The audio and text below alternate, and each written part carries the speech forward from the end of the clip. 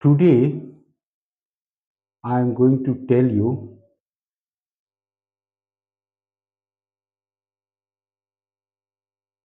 how you should prepare for this for either for class 12 exam or for NDA exam or for JEE mains exam, especially in mathematics. See, first of all, I'm going to tell you all the formulas and all the important points of every chapters of class 11 and 12. The most important is the function. And in your book, it is given about real valued function. That means your domain is real number and your codomain is also a real number. And you must be able to differentiate the difference between relation and function. This is very important. Now, there are different types of functions.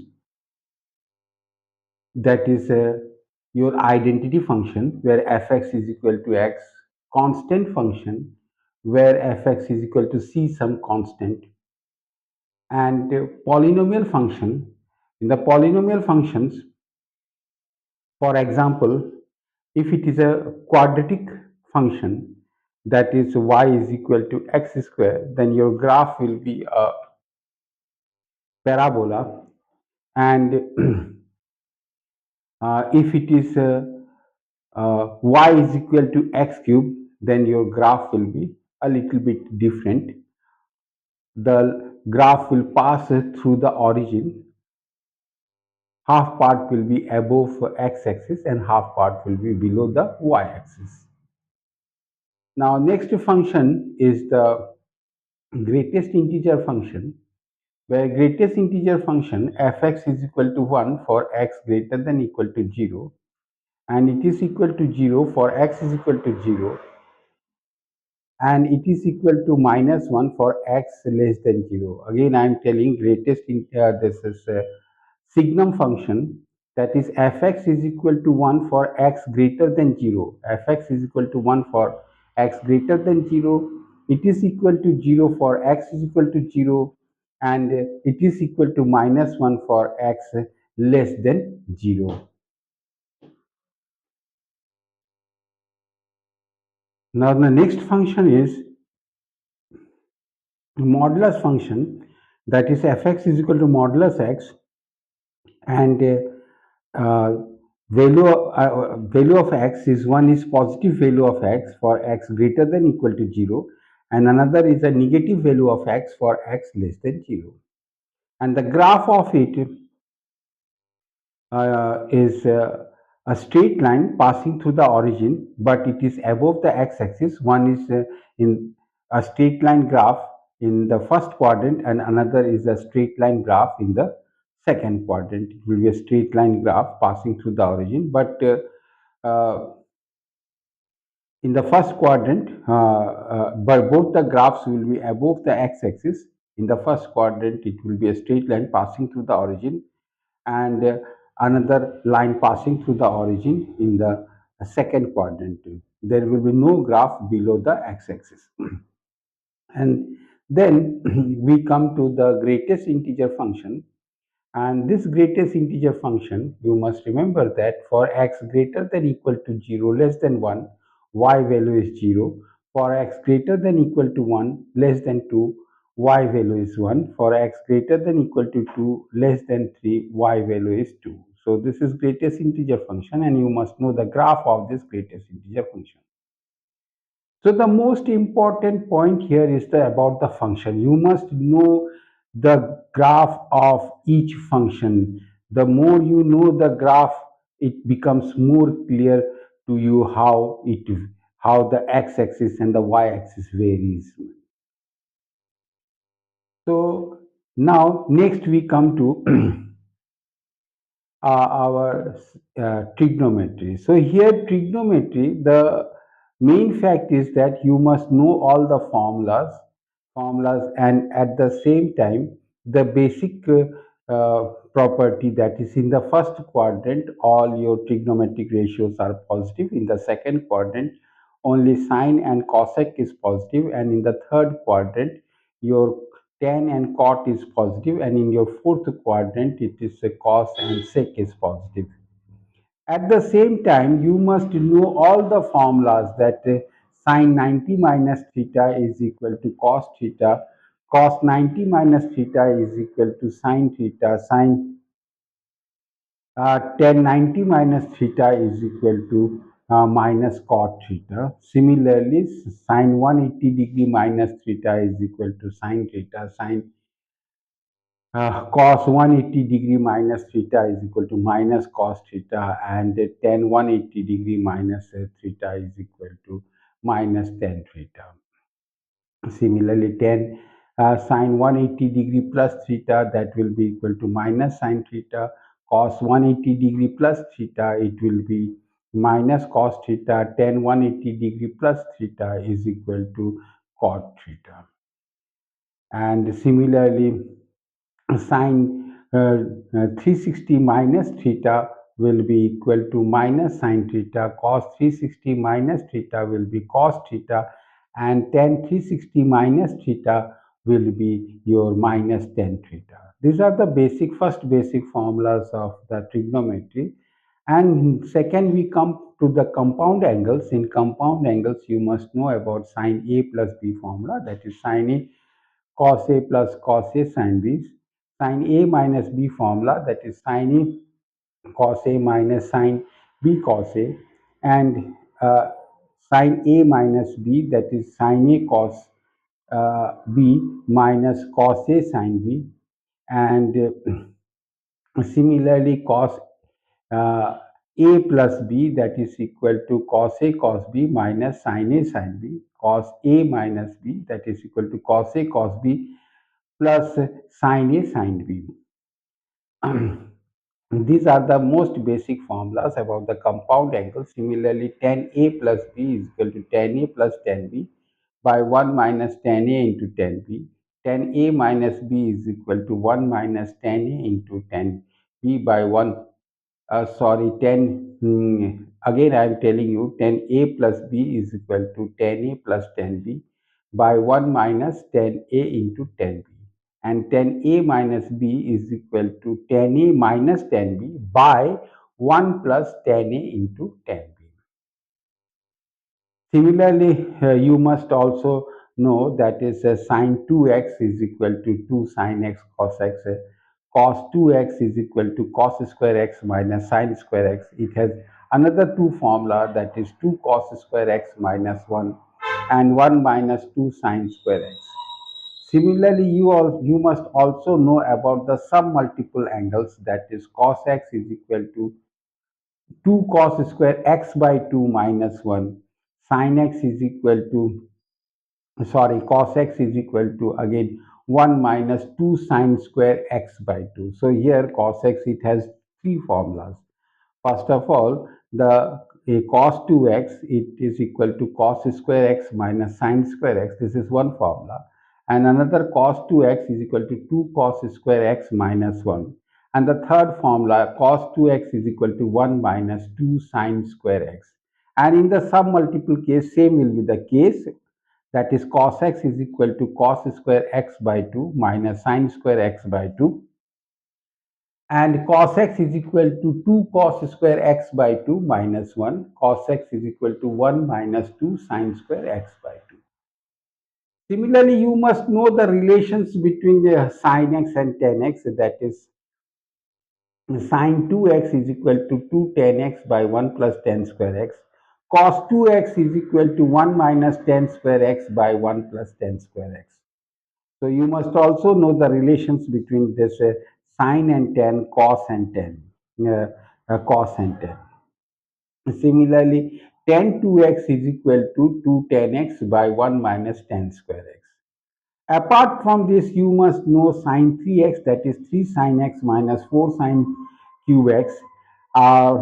Cos 3x is equal to 4 cos cube x minus 3 cos x. So again, tan, you must know the formula of tan 3x also.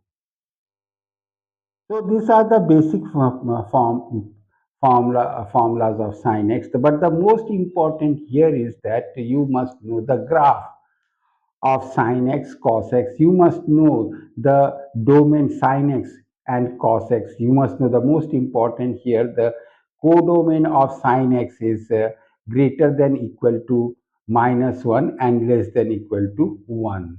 So close interval minus 1 to 1, this is the codomain, or you can say the range of sin x. Similarly for cos x, you must know the codomain, that is the range. It is also minus 1 comma 1 close bracket, that is greater than equal to x must be greater than equal to minus 1 less than equal to 1.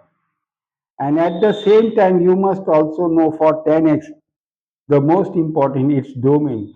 Its x value is all real number except odd multiples of pi by 2, because we know that 10 pi by 2 is infinity, 3 pi by 2 is infinity, we know that. So its domain is all real numbers except odd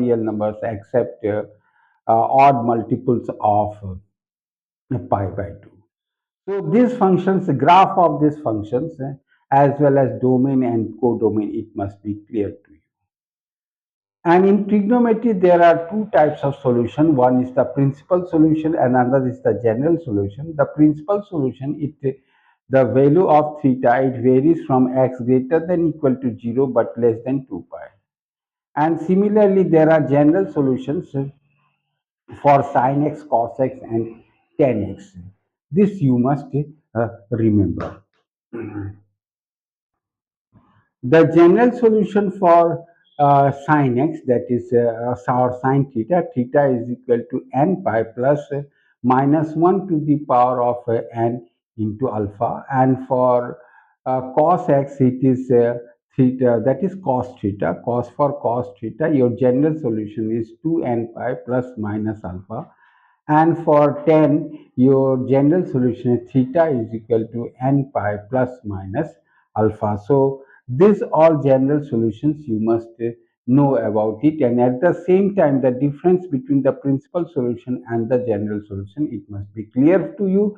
That is, principal solution, it varies from a theta, that is greater than equal to 0 but less than 2 pi, and in general solutions that means above 2 pi. All these are the general solution. And for sine theta, your general solution, theta is equal to n pi plus minus 1 to the power of n into alpha, and for cos theta it is theta is equal to 2n pi plus minus alpha, and for tan theta your theta is equal to n pi plus minus alpha. So these all things you must know about it, and it must be clear to you, especially the graphs for competition, either for NDA competition or for JEE mains competitions.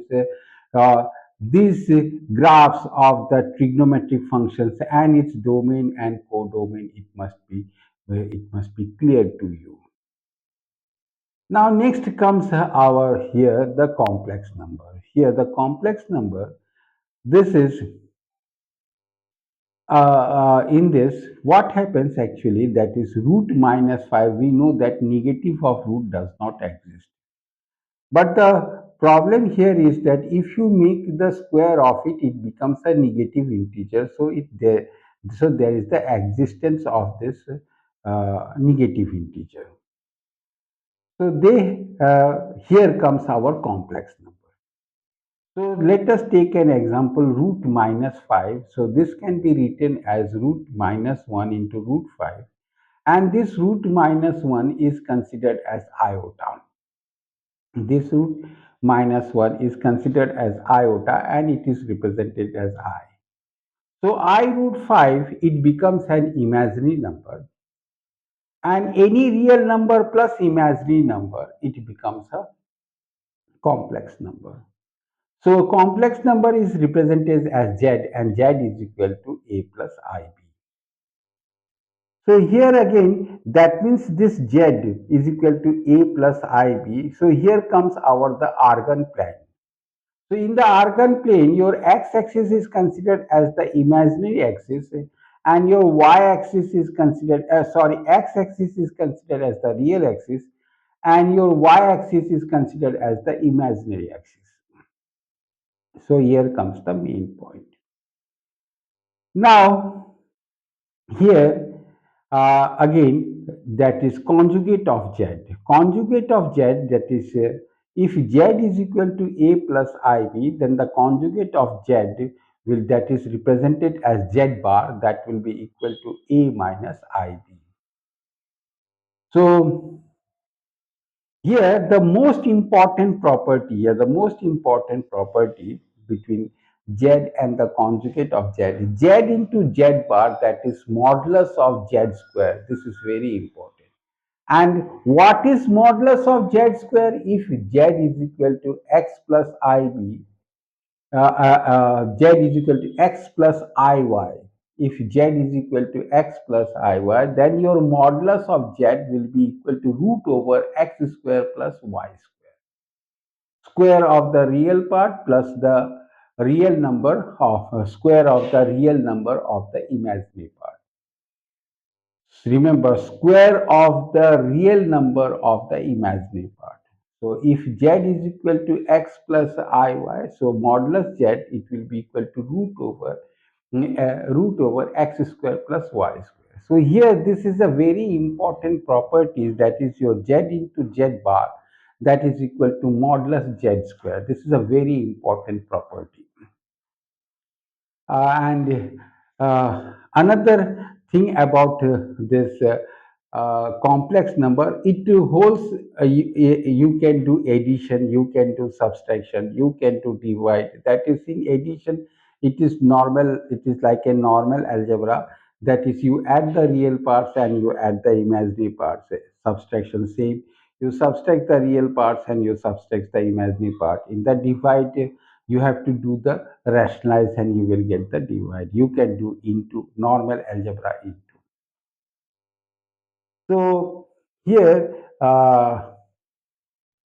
it holds all the addition, subtraction, division, as well as your multiplication property. Now, after that, there are also some important thing here, that is any complex number z, that is any complex number z. uh, if z, it makes, that is the complex number z,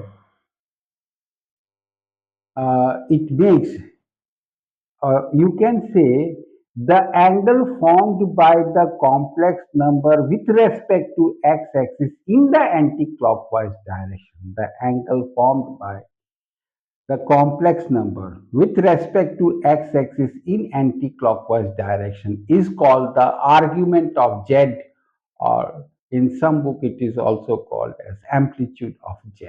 Remember that. This is called argument of z or amplitude of z. Now here, uh, there are a working rule has been given to you to find the argument of z. That is, the working rule here is that if z is equal to x plus iy, then your tan theta will be modulus equal to modulus of y by x, and this will be equal to some tan alpha. Now here, if your complex number, that is z is equal to x plus iy, is in first quadrant, your argument of z will be alpha, and if your z is in second quadrant, that is minus x plus iy, because the real part must be negative and the imaginary part must be positive. So if it is in the second quadrant, then your argument of z will be pi minus alpha. And again, if your complex number is in third quadrant, your argument of z will be minus pi plus alpha, and if it is in fourth quadrant, the argument of z will be minus alpha. There again, here in argument of z, or you can say amplitude of z, it has three important properties. That is the uh, you can say argument of z or amplitude of z. that is argument of z bar, or you can say amplitude of z bar means conjugate, is equal to minus argument of z. And the second important property is argument of z1 into z2 is equal to argument of z1 plus argument of z2. And again, argument of z1 by z2 is equal to argument of z1 minus argument of z2. These three are the important properties of complex number. Apart from this, there are three very important properties of a complex number, that is modulus z1 plus z2. Modulus z1 plus z2 is less than equal to modulus z1 plus modulus z2. And second important property, modulus z1 minus z2 is greater than equal to modulus z1 minus modulus z2. And the third important property is modulus z1 minus z2 is less than equal to modulus z1 plus modulus z2. So again, I am repeating it, the three important properties, that is modulus z1 plus z2, that is less than equal to modulus z1 plus modulus z2, and modulus z1 minus z2 is greater than equal to modulus z1 minus modulus z2. And the third important property is that modulus z1 minus z2 is less than equal to modulus z1 plus modulus z2. And similarly, in the case of conjugate, that is modulus z1 into uh, z1 into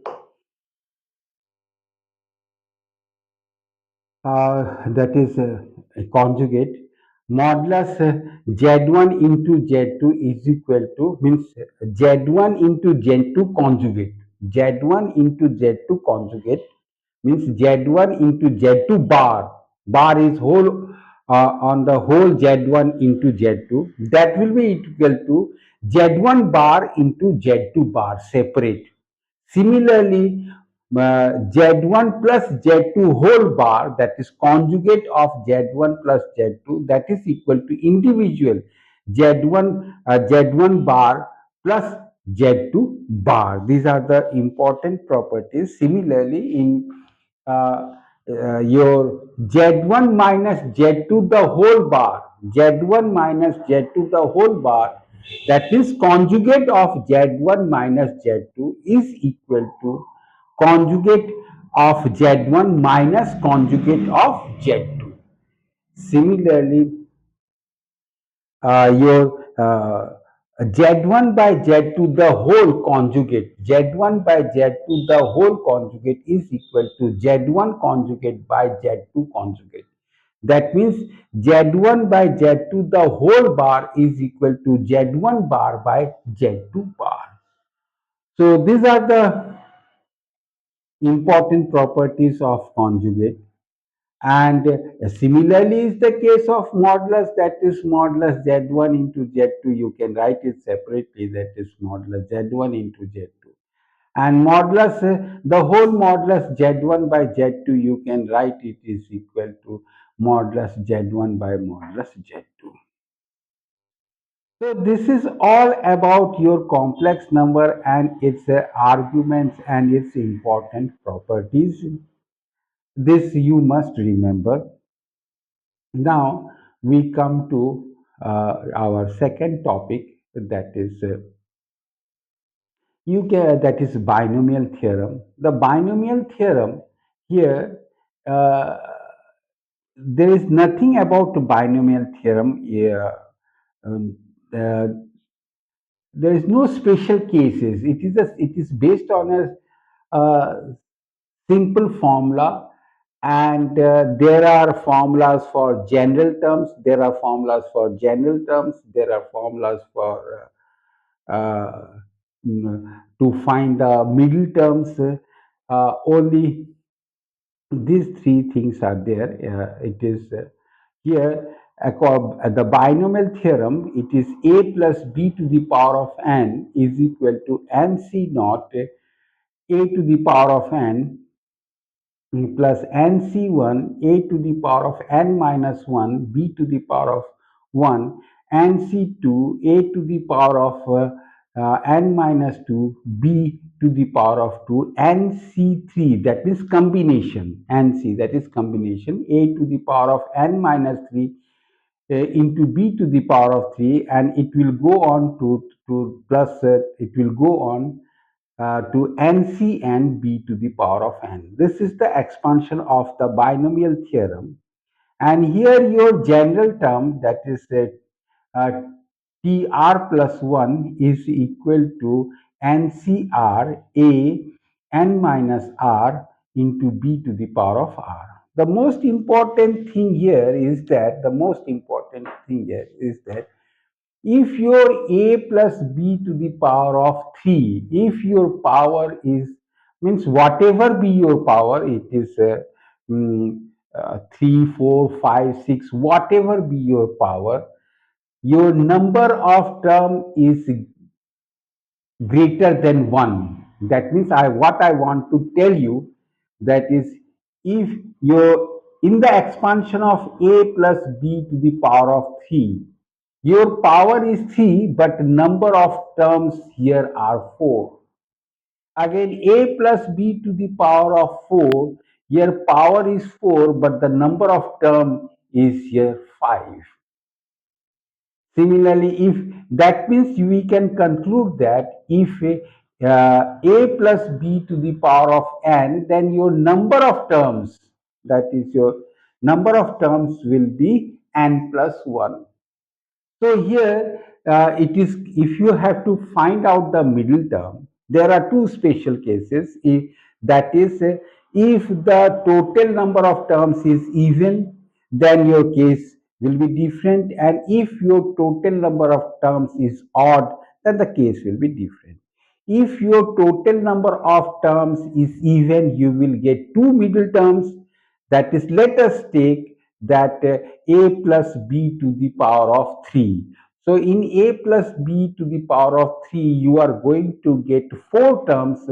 So 4 divided by 2, second and third term, your second term and third term. That means you will have two middle terms. But in case of a plus b to the power of 4, there are 5 number of terms, odd number of terms. So to find out the middle term, it will be 5 plus 1 divided by 2, that is 6 by 2, that is equal to third term. It is equal to third term. This is the most basic about the binomial theorem. Here the questions are generally asked, what will be the coefficient of your expansion will be, suppose x plus 5 to the power of 10. Then what is the coefficient of x to the power of 5? Or suppose there is a question like x square plus 1 by root x, the whole 5. Then you have to find a term which is independent of x. Such type of questions are asked, but the most basic point here is that uh, if a plus b to the, if the expansion of, in the expansion of a plus b to the power of n, your number of term is always one more, that is your number of terms will be n plus 1. So if a plus b to the power of 5, your number of terms will be 6. If a plus b to the power of uh, 8, your number of terms will be 9. So if the number of terms is even, you are going to get two middle terms, and if the number of terms is odd, you are going to get one middle term. So this is all about your binomial theorem. Now next we go to your permutation and combination. Now we come to the permutation and combination. Here you know that permutation and combination, this is how many way we can arrange. Actually, permutation and combination means that in how many ways you can arrange. That means a given data is given to you and in how many ways you can arrange it. So this is called permutation and combination. But there is a difference between permutation and combination. The difference is that suppose I am going to explain it by the example, by the help of an example. Suppose you are given five digits, one, two, three, four, five digits, and repetition is not allowed. You have to form how many three digits numbers can be formed. The question is that you are given five digits, one, two, three, four, five, and now in how many ways you or how many different three digit numbers can be formed. The condition given is that repetition is not allowed. So here 1 2 3 2 1 3 3 2 1 means 123, 213, 321, all each represents different meaning. So here it comes a permutation. And in case of combination, suppose from your class three students are selected for a quiz competition. Three students are selected to represent a quiz competition from your class. The names of these candidates are Mr. X, Mr. Y, Mr. Z. Either you write the group XYZ or YZX or XZY, it represents the same group. So, this is the difference between permutation and combination. Now, the first basic of permutation, how to solve the problems, uh, is the fundamental principle of counting.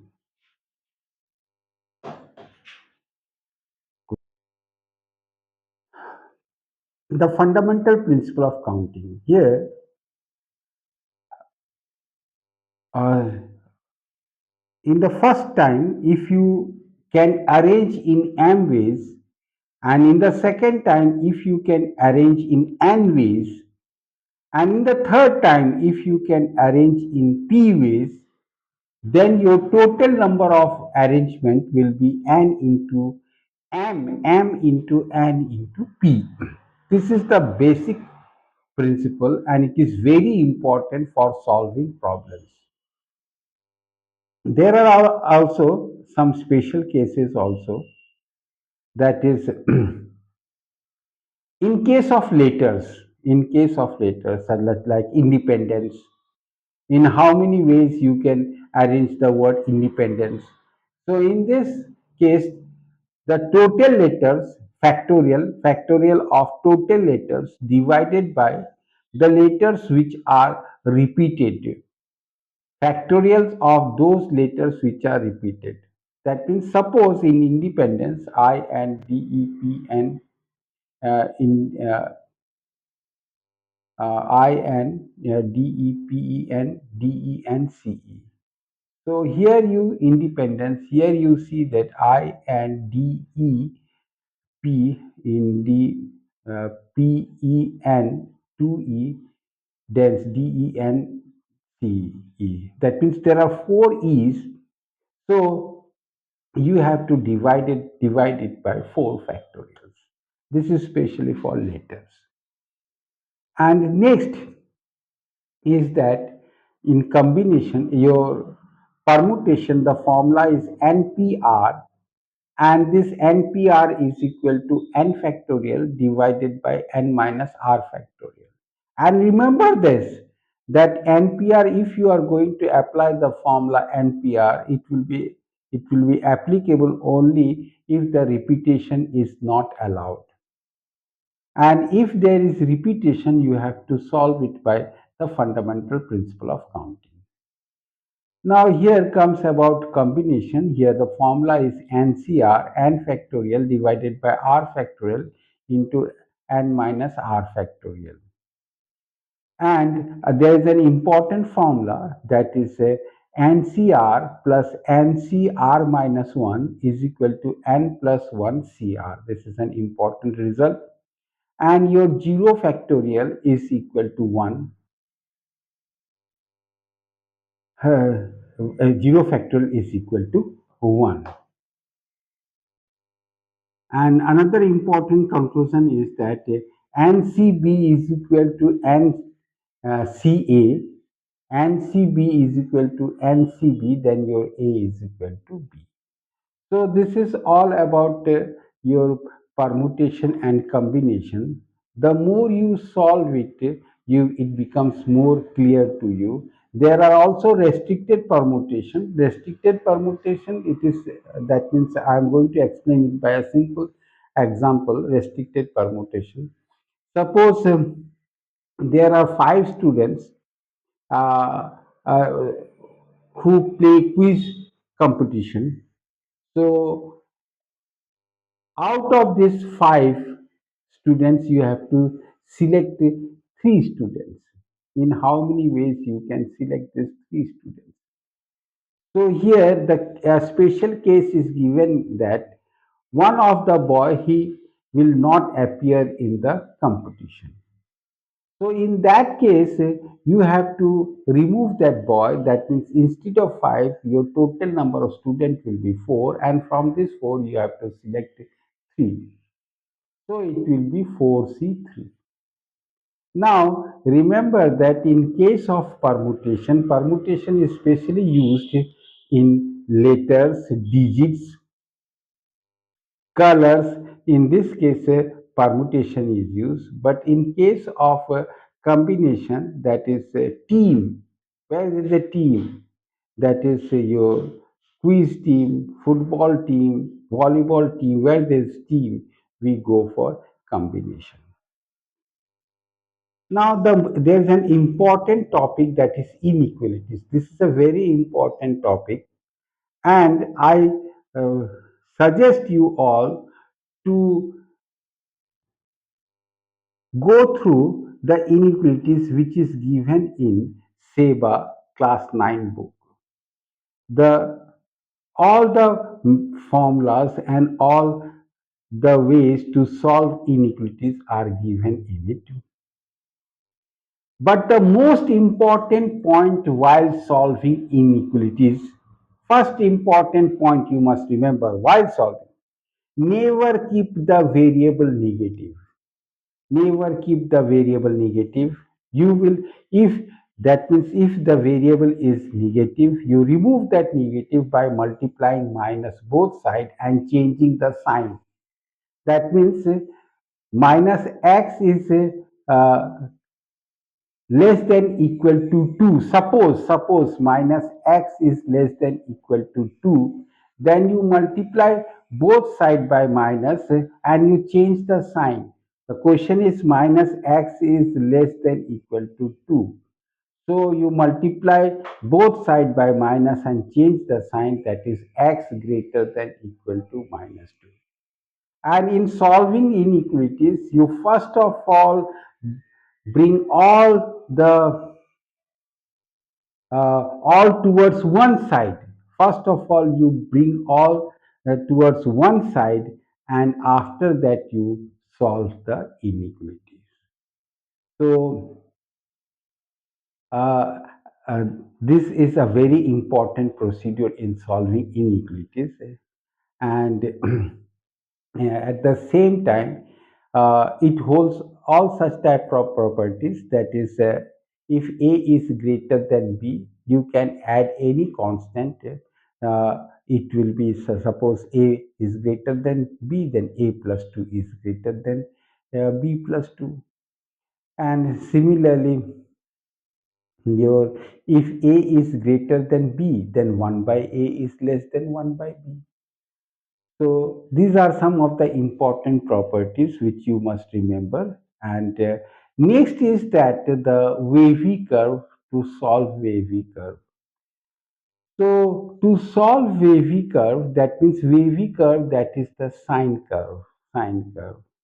You can say it is a sine curve, and this is a very important uh, algorithm to solve inequalities by the help of which you can find out the intervals in the intervals where the function is increasing or the interval where the function is decreasing, and this is utilized in the application of derivatives in order to find that is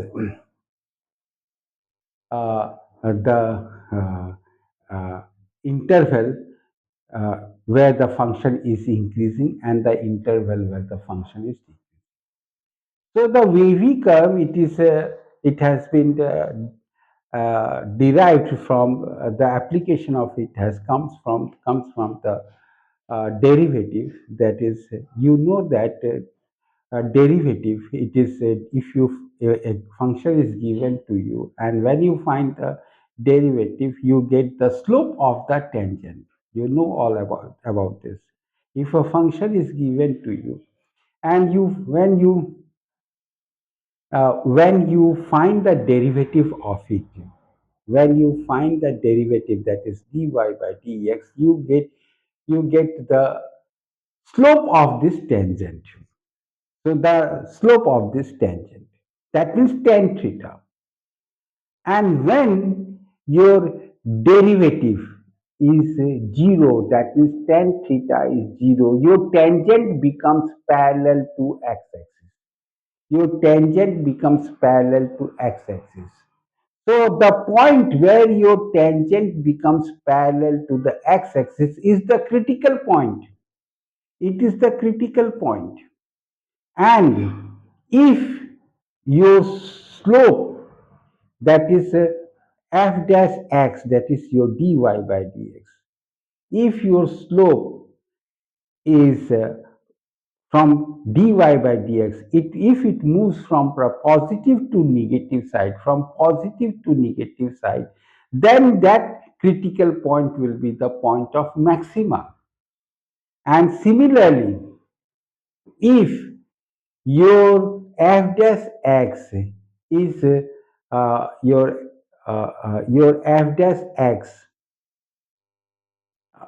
is positive, and then your f dash x becomes negative. When your f dash x is positive and then it becomes negative, then that critical point, yeah, then that critical point is the point of minima. This is the main theory. So from this, that is the wavy curves. From this, the wavy curve is developed. That is, you all, again I am telling you, that is, you all know about the dy. If any function is given to you, when you find dy by dx, you are actually uh, going to get the slope of the tangent. That means tan theta. And when dy by dx, that is tan theta, is 0, that means your tangent becomes parallel to the x-axis, and at the point where your tangent becomes parallel to the x-axis, that point is the critical point. And if your f dash is from it is from negative, from negative to positive, your f dash x is from negative to uh, from positive to negative. If your f dash x is from positive to negative, then that point from positive to negative, so that point will be your the point of maxima. So in your second derivative test, you find that when you go, first you find dy by dx is equal to 0. That means your tangent becomes parallel to x-axis, and again from that you find out the critical point.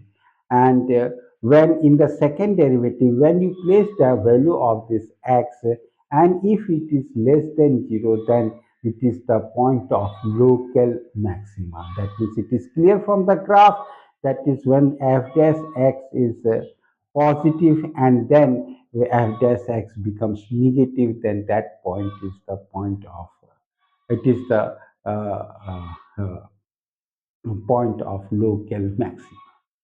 So similarly, if your f double dash x is greater than 0, similarly if your f double dash x is greater than 0, then that point at the value of x where your f double dash, that is second derivative, is greater than 0, that point is the point of local minimum. So this is how this inequalities it is related with your application of derivative. So in the details of it, if the details of it you will get in CBSE class 9 advanced book. So here we have uh, deal with your inequalities, permutation, combinations. Now let us come to the straight line. So here your straight line, there are different types of equations of a straight line. And in class 10, you have read about distance between 2 points. You have read about the section formula. So here in class 11, there are different equations of straight line. The first equation is y minus y1 is equal to m, that is the slope x minus x1. This is the condition when a line is passing through a point and the slope of this line is given to you.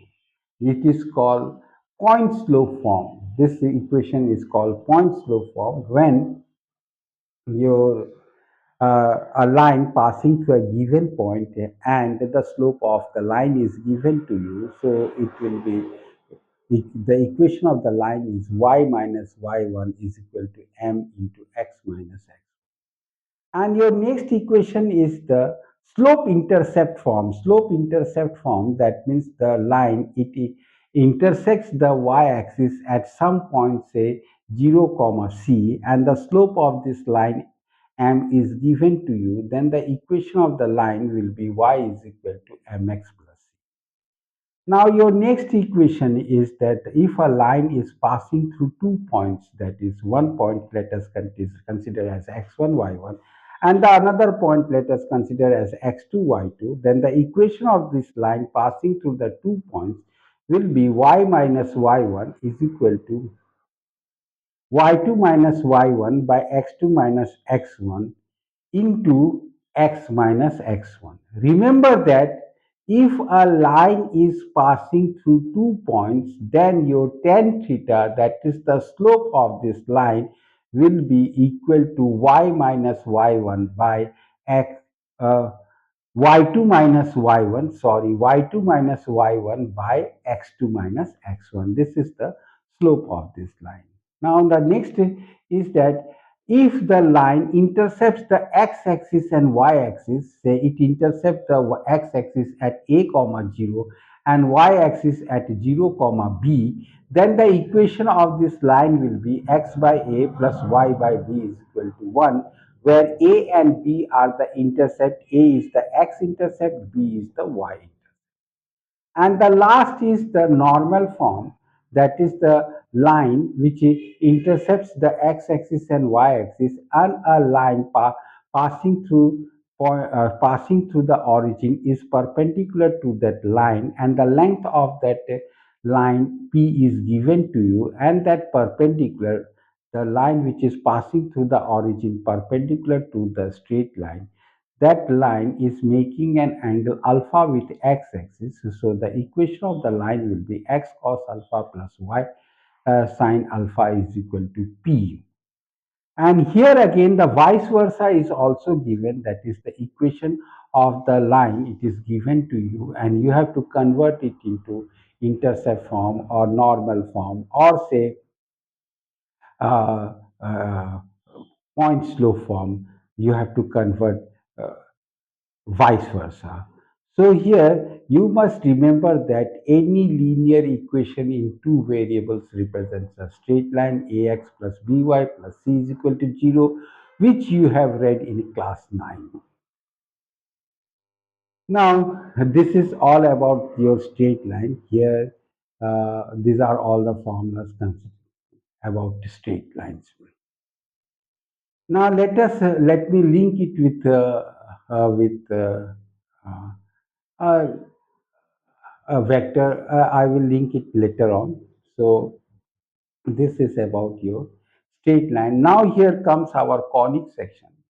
Here, conic section in the this is most important is that your equation of the circle. If the circle center lies at the origin, then your equation of the circle will be x square plus y square is equal to r square.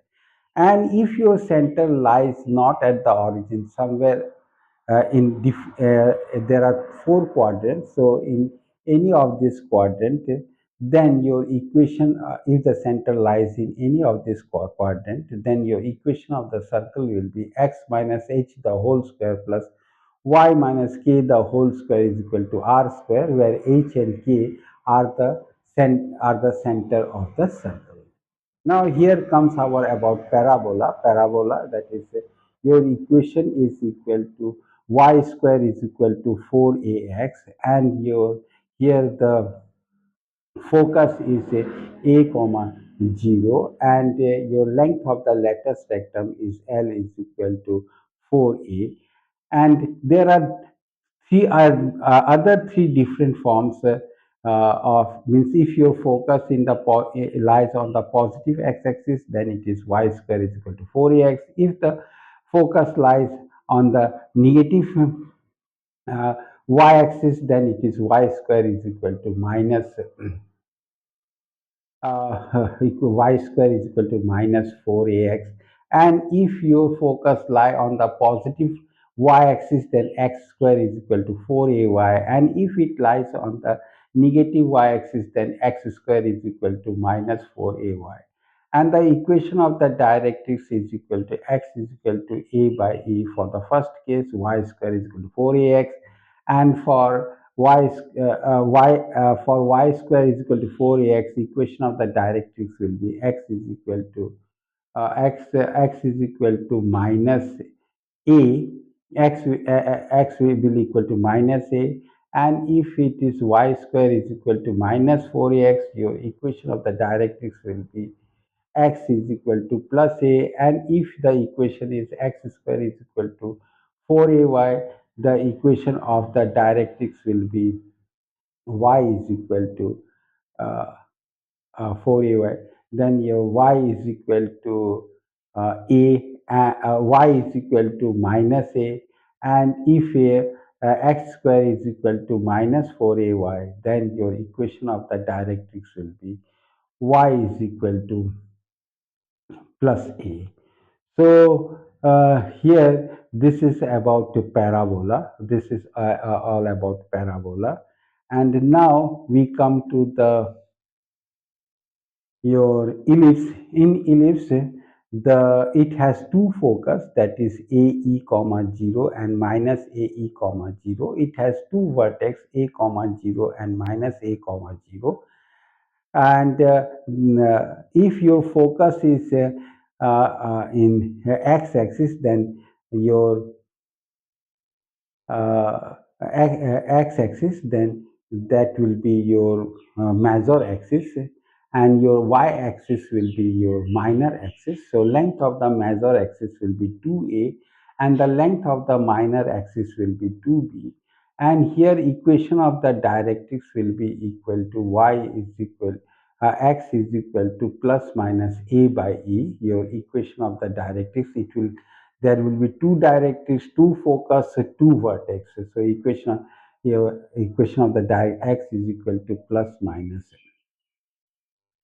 a by e, and your eccentricity will be equal to e is equal to root over 1 minus b square by a square. Your eccentricity, length of the lattice rectum will be L is equal to 2b square by a. And if the focus is in y-axis, if the focus is in y-axis, then the equation of the line, equation of your ellipse will be same, x square by a square plus y square by b square is equal to 1. Whether the focus is in x-axis or in y-axis, the equation will be x square by a square plus y square by b square equal to 1.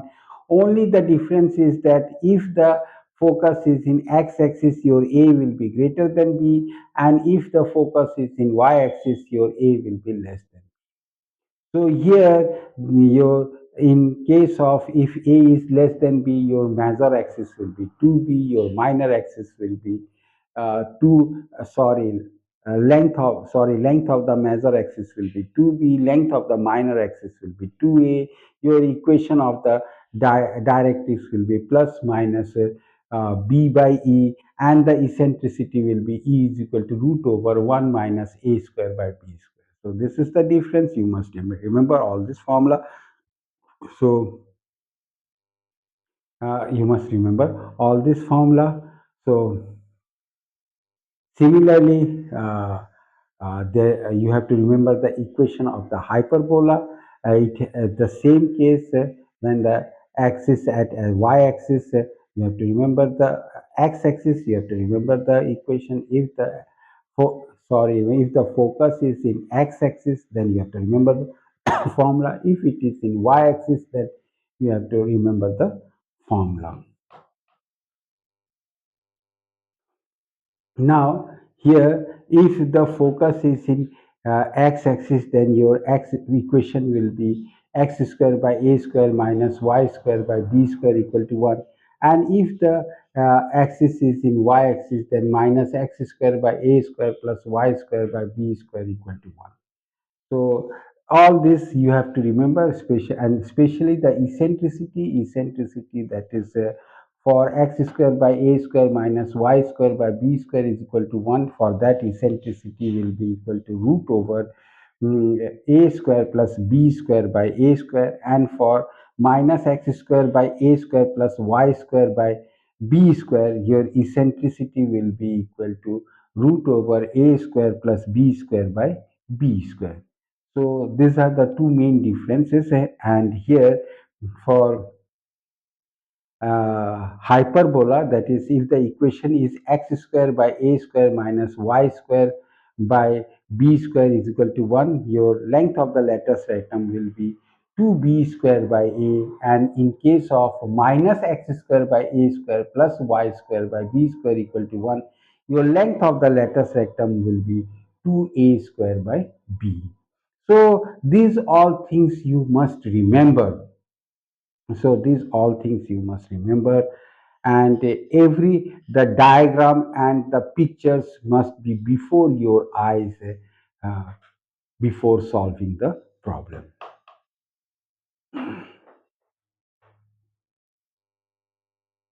Now we come to a most important topic, that is limits and continuity. So this deals with the function, different types of functions. This deals with function. But the most important thing you must remember is that the formulas of limit, that is limit theta tends to 0, sine theta by theta is equal to 1, and limit x tends to a, x to the power of n minus a to the power of n by x minus a is equal to n a to the power of n minus 1. And next, e to the power of x, my limit x tends to 0, e to the power of x minus 1 by x is equal to 1. And again, limit x to the power of 0, limit your limit x to the power of 0, a to the power of x minus 1 by x is equal to ln a, and log 1 plus x by x, limit x to tends to 0, limit x tends to 0, log 1 plus x by x is equal to 1. So again, I am repeating the important formulas that is of limit. You must remember, that is limit theta tends to 0, sine theta by theta equal to 1. And next is that limit x tends to a, x to the power of n minus a to the power of n by x minus a is equal to n a to the power of n minus 1. And again, limit x tends to 0, e to the power of x minus 1 by x, the whole by x is equal to 1.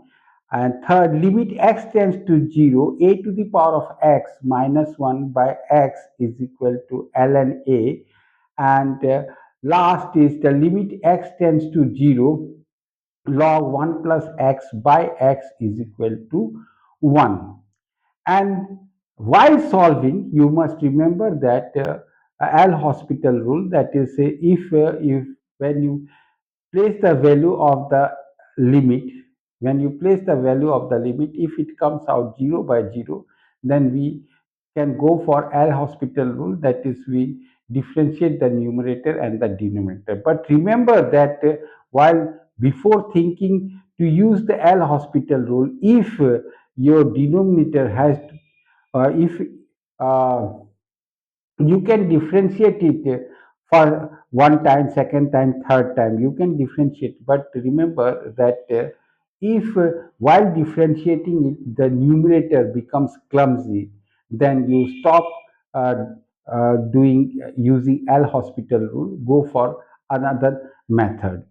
And the next important thing is that your limit x tends to a, and 1 plus fx to the whole power gx. That means you have to limit x tends to a, and 1 plus fx to the whole power gx. If your When you apply the limit, if your fx comes to 0 and if your gx comes to infinity, that means your result is 1 to the power of infinity. Then to solve this, it is we have to use this formula. It will become e to the power of limit x tends to a fx gx. E to the power of e to the power limit x tends to a fx gx. So this is an important conclusion while solving limits and derivatives. So not derivatives, limits. So uh, these are all the important formulas you must remember. You must remember.